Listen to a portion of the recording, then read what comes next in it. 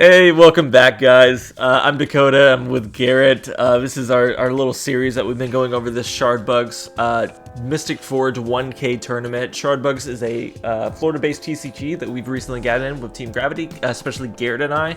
And everything, the creator is local, and a lot of the product is local as well.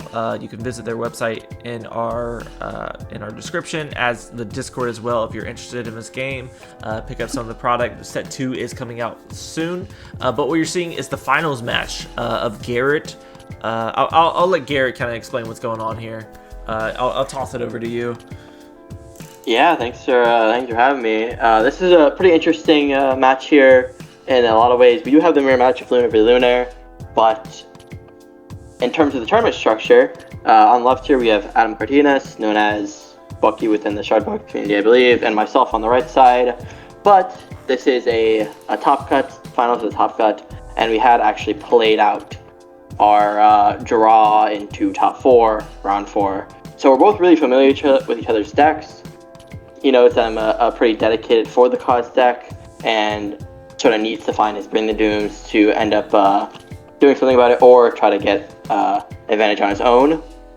And I know that I need to, as you see there, I've got a blessing in my hand from my mulligan. I keep the second blessing on top, knowing that he's going to have the Bring the Dooms, or he's going to try to find the Bring the Dooms, and I need to have insurance for that. You know, Garrett, I've held my tongue for a lot of these gameplay series. I think it's been like 5 or 4 matches that we've seen with For the Cause being the ender. But I mean, it's only okay. Granted, it's only one set of the card game. We're still fleshing out the meta, but this For the Cause card, I'm sure you're going to defend it since this is your whole lifestyle as a Shardbugs player right now. I mean, just look at you. This is nasty. You're just sitting there drawing cards like a little goblin over there. I think it's going to become a bigger problem with For the Cause, unless there's a way to deal with it. What are your thoughts on it?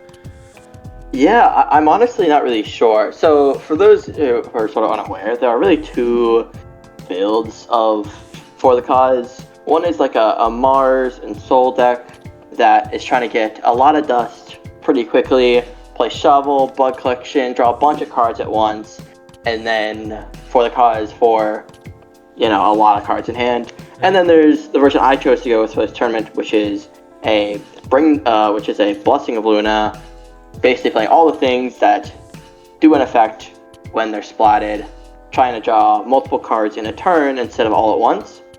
But there's a similarity between these 2 decks, between these 2 archetypes that Bring the Doom, and that's that they really only have one piece of interaction within the game currently that addresses them very easily. Mm-hmm. So for my case, it's Bring the Doom, getting rid of the Blessing.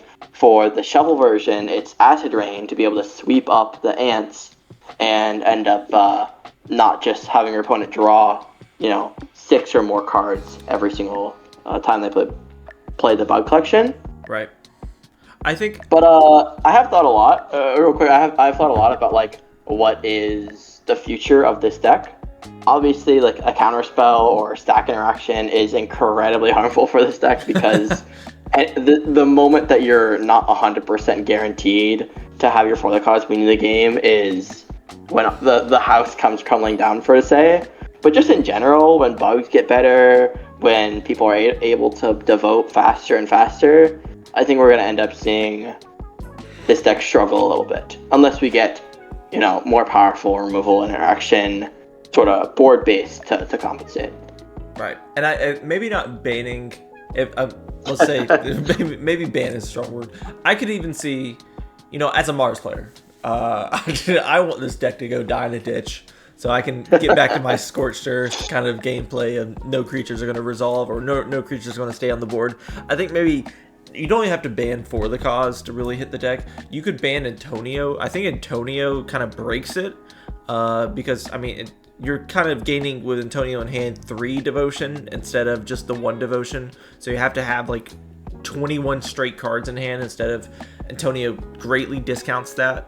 So I mean, maybe looking at Antonio, maybe like not in competitive play, I could see that happening in the future if this deck continues to be a problem.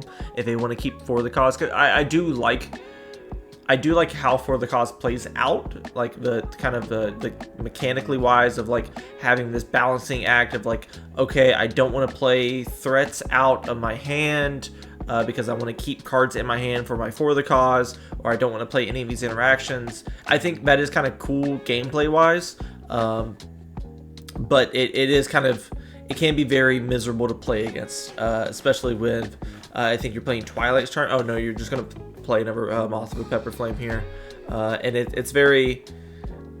If you're not playing this aggro deck, if you're playing more of this mid-range deck, you kind of have to like hard mulligan to try to get these Bring the Dooms out.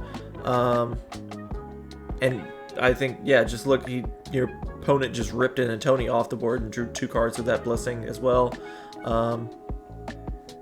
Yeah, I think. Go ahead. Yeah, I think the betting Antonio is an interesting proposition. Certainly, as you can see, like Antonio has seen a lot of play outside of like dedicated For the Cause decks. I believe multiple players in this tournament, including Adam here, are playing For the Cause and Antonio's even without like the dedicated draw multiple cards if you're blessing a turn strategy that I end up going with. But I think it's too early to tell. A really interesting thing about this deck decision and this gameplay is that this deck benefits a lot, and in general, I think the For the Cause decks as a whole benefit a lot from Mars being such a prevalent part of the game, right? It's better into Mars, especially if people are a little unaware, don't pack as many Bring the Dooms, or maybe not any at all. So you end up sort of blanking a lot of their key pieces. And for the decks that are adapting to Mars, where they're playing the Big Apples, the Amazonian Giants, the Banana Bastions maybe, they slow themselves down quite a lot by having to acknowledge that a lot of the time they're going to be playing against a deck that is able to deal with the smaller creatures very, very efficiently. Correct, yeah. But yeah, I see the count already happening on your side. Is this going to be... I'm not sure. I think I only have 2 Antonios in my hand, so it might be a little longer still. I'm assuming I don't have it, or maybe I have 3. I can't really see exactly, but I don't think it's right now. Otherwise, I would just play it. Right. Yeah. So do you still have 7 untapped? No, you still have 6. Okay. So yeah, you still gotta. I think you're probably gonna wait a turn, get rid of a Bobbit. Is that a Hive Sneak in hand? Do you have another Moonbeam that you can just kind of keep resetting the board from? Yeah, I think I do. Moonbeam here resets the board, just buys me another turn. And that's really the power and the strategy of this deck is Blessing's gonna draw me gonna make me go positive on cards, especially when I stop playing Bugs the Hive. Mm-hmm. So I'm gonna end up netting multiple cards a turn, even more if I end up splatting one of the Moths or the Botflies. So really just this situation where I can just sit back, Moonbeam once or twice, be really close to the For the Cause, and just kind of sit there is a really powerful position. Yeah, and I think you never want more than like 8 Bugs in your Hive. 1 to like activate your Luna ability, and then 7, of course, For the Cause. Like once you get to 8, I mean, yeah, you're already tapping. As I think you ripped an Antonio off. I drew ripped Antonio off the that's top here. Yeah, so I would definitely look at Antonio because look, yeah, you got a full. That is Antonios just by themselves are going to be 12. So yeah, that's going to be GG into our finals event. Congrats, Garrett, for the win. I hate your deck. Yeah, it even looks like Adam here is pretty close. If I didn't have a Moonbeam, did nothing on my turn, he has 6, 7, 8, 9, 10 plus Antonios. So it could have gone the other way, honestly. Yeah, if I run a rut there and been unable to address his board state, For the Cause would have turned it around the other way. Definitely. So, I think it was a great tournament. I'm excited for the next couple of ones and how the meta kind of develops, especially when set 2 comes out.